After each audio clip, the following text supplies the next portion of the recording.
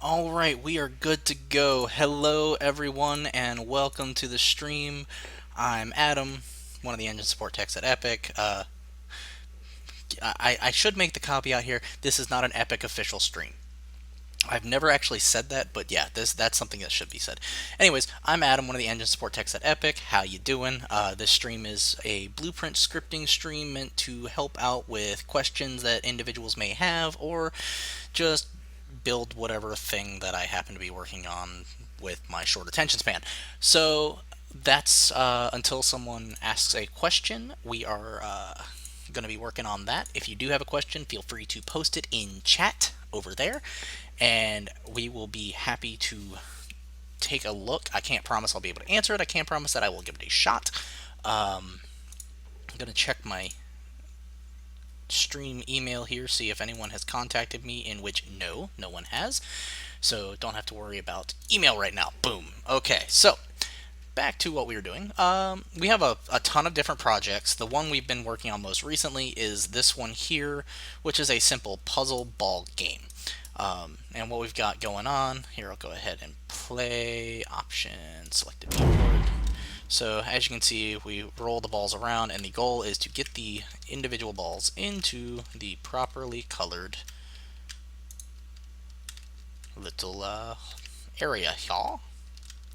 And there's a host of issues with this, which we've been kind of debugging as we go.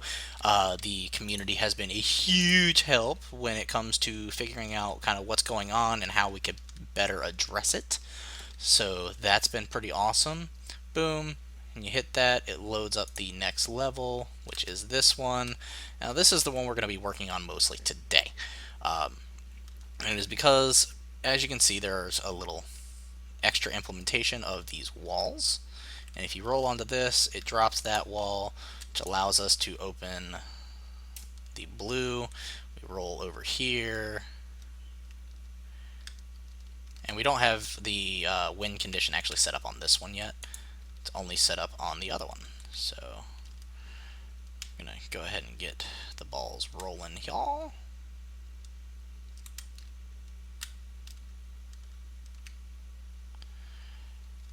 Whee! It's a very simple puzzle in general, not anything too crazy or difficult. It's just, working on how to get blueprints to interact with one another properly and functioning correctly. Okay, so there. In this case, this would be a win condition. I want to go ahead and get that level open. Which, wrong level. I believe the level is level 1 here. Actually, I'm going to drag this here, hit move.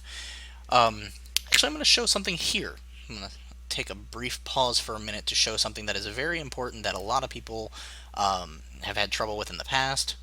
When you move assets between things, it creates these little side things called redirects, which is just you won't be able to see them in here. But what it is this little invisible 1 kilobyte file that's basically saying, hey, this isn't here anymore. Anything that was referencing it, go to its new location. That's fine temporarily. However, it will eventually cause problems, a lot of them. And the reason is because once you get like a whole bunch of redirectors in here, it kind of just it bogs down the system and makes it very inefficient. So what you want to do, and what I like to do every once in a while, I'll come into the content folder, right click, and hit fix up redirectors in folder. This takes care of redirectors in all subfolders within that folder, which is why I specifically target the content folder generally. You can do, like, if you wanted just to do this folder, and let's say you had another folder down here, you can do that. You can do individual assets, however you want to do it. I like to do the entire content folder, that way it just takes care of all of them for me, and I can be lazy. Now, the thing we were specifically working on is this here, which is unlike the other puzzles. As you can see, like, that's red, that's blue, that's green, or green, blue. So as you can see, each ball has a corresponding color, except the red ball, which you can't see, but it actually spawns right here. But this one is different. It's pink, purple, whatever. My colors are off today. It's purple. No ball is purple. So that can be really confusing until you go, okay, well, let's see what happens when I roll onto it. Boom. I mean, holy shit, that wall just disappeared. So, then you roll off of it, and the wall goes back up. So, clearly, you have to leave a ball on it, right? I mean, I think that's pretty obvious. I'm going to make a text render actor to say, hey, pink ones are general. Okay. But there becomes a problem. And that is, I forgot to show this, which shouldn't have even closed out, but okay. Little scatterbrain today. So let's say you roll over this thing, and the wall goes down. Well, what happens if you roll another ball on top of it?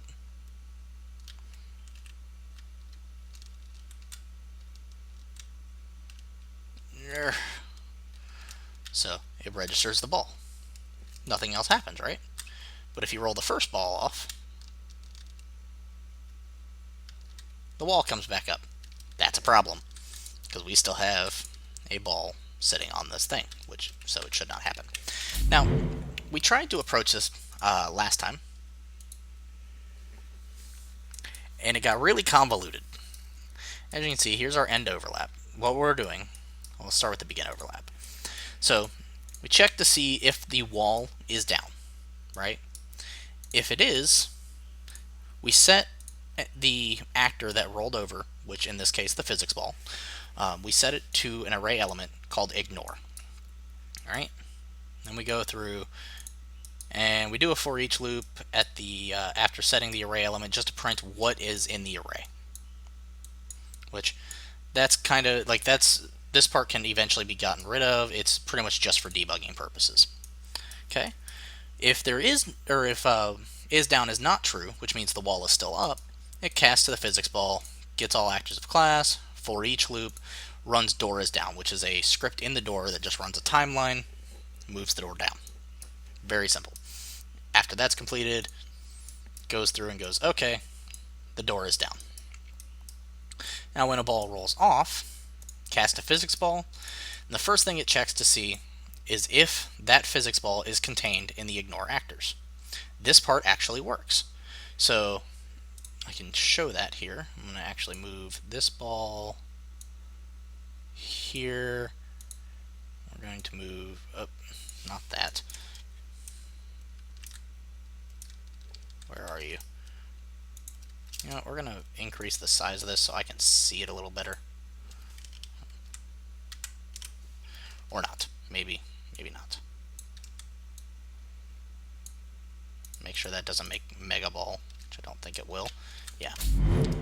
So I did that just so I can see it better. We're going to put this right here. Go ahead and hit play. It drops the ball here.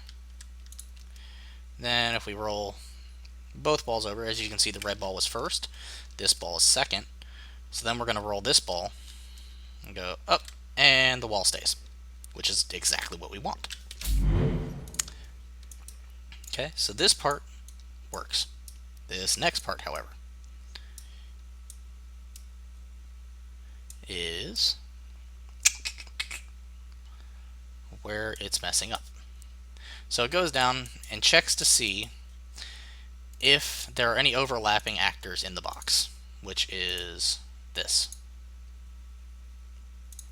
If there are, check to see, or make sure this is not null. And if there are, do a for each loop on the array, cast a physics ball. If yes, ignore actor, you remove the top one, that way it stays in. Once it's completed, if this removes an actor, then it shouldn't fire anything off. If it does not remove an actor, it should. But this is where the problem lies. So what I want to do, I think,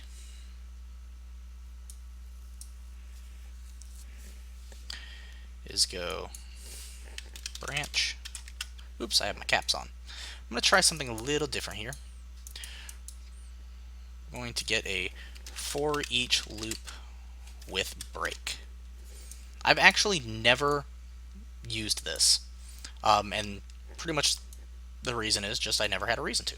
Well, I think we have a reason to. Take this, plug it here, take this, plug it here. There. So we're going to do this,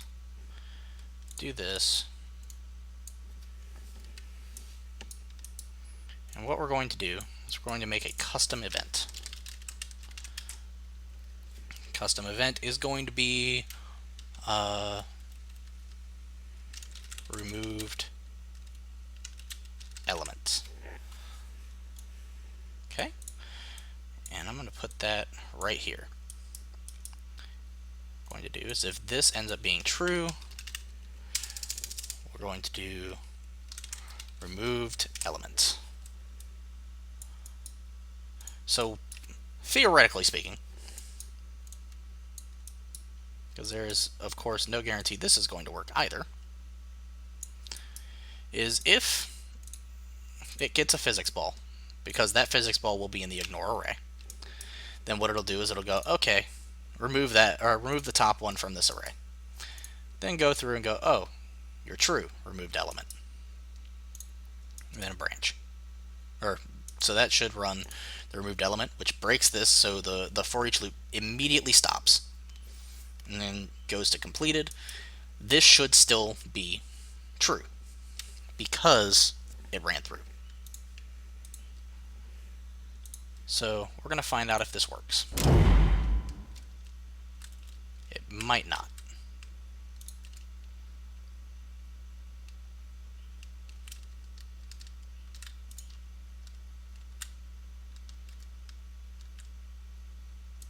Holy shit, it might actually be working.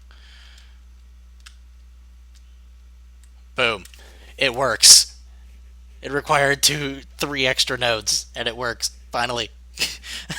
I spent 45 minutes on this shit last Friday. Sorry, that's exciting. Excellent, that actually works.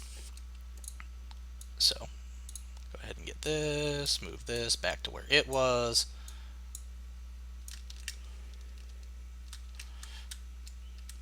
So we've given the player a couple subtle hints, and by subtle I mean kind of blatantly obvious, of what they need to do in this, right? So, as you can see, when you look from the camera view, which I want to go ahead and pin that for now. If you look at the camera view, in the green there's a blue door. On the red there's a blue and a green door, and on the blue there's a pink door. Now, once we put the text in here that says, hey, you can't, or the pink one can accept any color. Hey TK4, how you doing, man? Glad to see you. So it comes through and goes, okay, well, the pink door, or the pink box here can accept any color. Cool. Well, of